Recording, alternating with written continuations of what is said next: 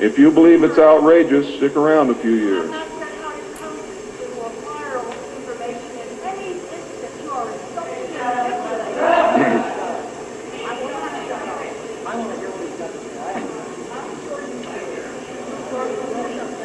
This is very disturbing information, and I don't expect anyone to believe it. I don't expect one of you to believe what I'm telling you. And I knew that when I came here. I'm not one of you. I'm not a ufologist. I'm not a researcher. I have an obligation to inform the public, and once that's done, I've done my job. From then on, it's up to you, not me.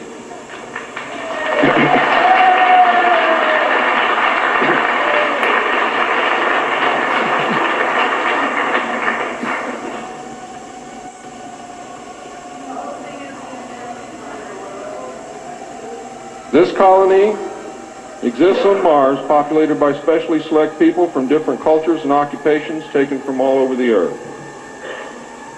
A public charade of antagonism between the Soviet Union and the United States has been maintained over all these years in order to fund projects in the name of national defense, when in fact we are the closest allies. For we are opposed around the world. At some point, President Kennedy discovered portions of the truth concerning the drugs and the aliens. By a monolithic and ruthless conspiracy. He issued an ultimatum in 1963 to MJ-12. President Kennedy assured them that if they did not clean up the drug problem, he would. He informed MJ-12 that he intended to reveal the presence of aliens to the American people within the following year, and ordered a plan developed to implement his decision. Instead of free choice. President Kennedy was not a member of the Council on Foreign Relations and knew nothing of Alternative 2 or Alternative 3 that I can find out. Internationally, the operations were supervised by an executive committee known as the Policy Committee. In the United States, they were supervised by MJ-12, and in the Soviet Union by its sister organization. President Kennedy's decision, of course, struck fear into these people. No secret is revealed. His assassination was ordered by the Policy Committee, and the order was carried out by agents of MJ-12 in Dallas. President John F. Kennedy was murdered by the Secret Service agent who drove his car in the motorcade, and the act is plainly visible in the film. It was stated in the documents that I saw. The assassin's name is William Greer. I don't know what was wrong with that driver. Watch the driver and not Kennedy when you view the film, when you can find a film that even shows it. All of the witnesses who were close enough to the car to see William Greer shoot Kennedy were themselves all murdered within 2 years of the event. That's fact. The Warren Commission was a farce, and Council on Foreign Relations members made up the majority of its panel. They succeeded in snowing the American people, and they hid the truth. And many other patriots who have attempted to reveal the alien secret have also been murdered throughout the intervening years. And that is why I've been so careful about the information that I released, because it was so important that I get here today to be able to tell you the truth. And what happens after today is of no consequence whatsoever. But what you do is.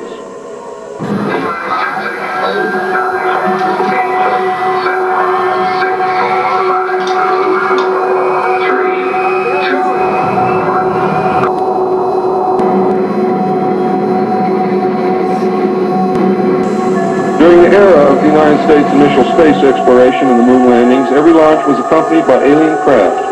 Every American astronaut since Gordon Cooper has also been approached by unidentified flying objects.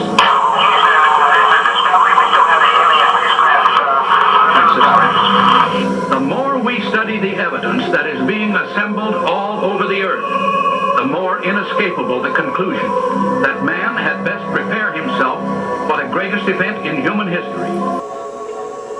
A moon base dubbed Luna was sighted and filmed by the Apollo astronauts. And he said, by the way, we've discovered a base on the backside of the moon. And at that point, I became frightened. Domes, spires, tall round structures which looked like silos. There were towers, there were spherical buildings. Huge T-shaped mining vehicles which left stitch-like tracks in the lunar surface.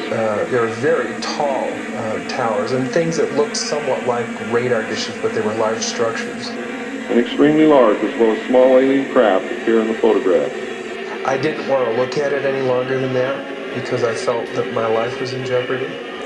It is, in fact, a joint United States, Russian, and alien base. The space program is a farce and an unbelievable waste of money. Alternative 3 is a reality, and it is not at all science fiction. Most of the Apollo astronauts were severely shaken by this experience, and their lives and subsequent statements reflect the depths of the revelation and the effect of the muzzle order which followed. They were ordered to remain silent or to suffer the extreme penalty, death, which was termed an expediency. One astronaut actually did talk to the British producers of the TV expose Alternative 3, confirming many of the allegations. However, I do not know who it was. In the book, Alternative 3, the pseudonym Bob Groden was used in place of the astronaut's identity. It was also stated that he committed suicide in 1978. This cannot be validated by any source, and I believe that several so-called facts in the book are really disinformation. However, I can assure you that Alternative 3 is real.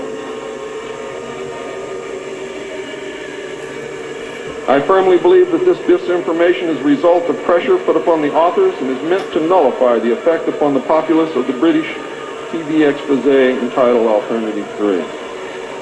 The headquarters of the international conspiracy is in Geneva, Switzerland. The ruling body is made up of representatives of the governments involved, as well as the executive members of the group known as the Bilderbergers. Since our interaction with the aliens began, we have come into possession of technology beyond our wildest dreams. A craft named Aurora exists at Area 51, which makes regular trips into space, and it can take off from the ground using a 7-mile runway, go into high orbit, return on its own power, and land on the same runway. We currently have and fly atomic-powered alien craft at Area S4 in Nevada. Our pilots have made interplanetary voyages in these craft and have been to the Moon, Mars, and other planets aboard these craft. There is a group of pilots at the base who wear a patch, which has a little alien peeking over the bottom. It has, I think, 3 or 4 letters at the top. I forget what they are, but John Lear knows what they are. There is a picture of Saturn and a picture of Mars in the photograph. And in the background, there are 7 stars, which are strangely shaped, just like the stars in the Pleiades group. What that means, I don't know. We have been lied to about the true nature of the moon, the planets Mars and Venus, and the real state of technology that we possess today at this very moment. There are areas in the moon where plant life grows and even changes color with the seasons. And this seasonal effect is because the moon does not, as claimed, always present the exact same side to the Earth or the sun. There is an area that wobbles in and out of darkness on a seasonal basis, and it is near this area that the plant life grows. The moon does have a few man-made lakes and ponds upon its surface, and clouds have been observed and filmed in its atmosphere. It possesses a gravitational field, and man can walk upon its surface without a spacesuit, breathing from an oxygen bottle after undergoing decompression the same as any deep-sea diver.